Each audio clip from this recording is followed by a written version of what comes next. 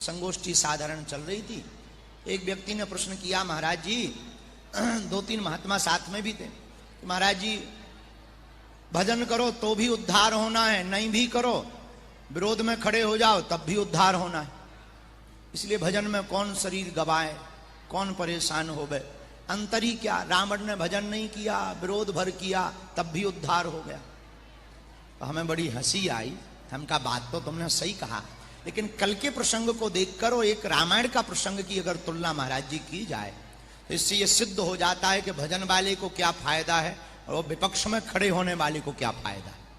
तो पक्ष और विपक्ष देखे जाएं तो दो पात्र हैं, भागवत के भीष्म पितामह और रामायण के श्री जटायु जी।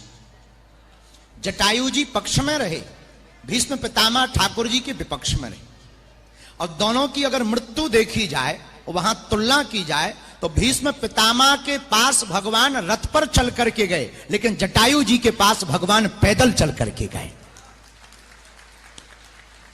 ये पक्ष और विपक्ष का फायदा।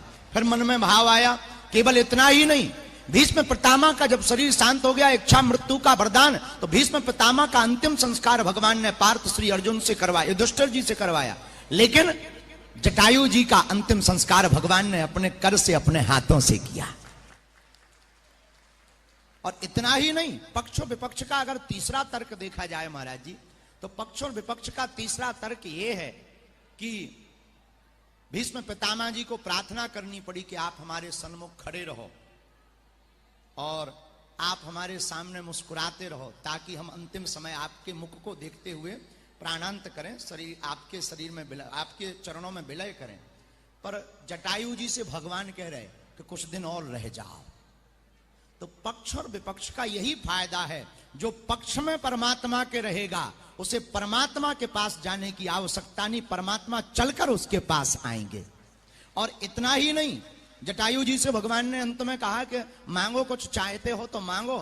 तो मुस्कुरा करके जटायु जी बोले अब चाहिए ही क्या, बोले नहीं नहीं मांगो। तो जटायु जी हाथ जोड़कर कहते हैं, आर्तनाद स्वर में कराह रहे, पीड़ा है भयंकर, शरीर में घाव भयंकर है, पंखे कट गए, फिर भी मुस्कुरा रहे। बोले सरकार, आपने अब हमें गोद में ले लिया, तो जिसे गोद में उठा लेते हैं उसकी संपत्ति पूरी हो जाती है, अब आपकी संपत्ति ही हमारी हो गई तो हमें चाहिए क्या।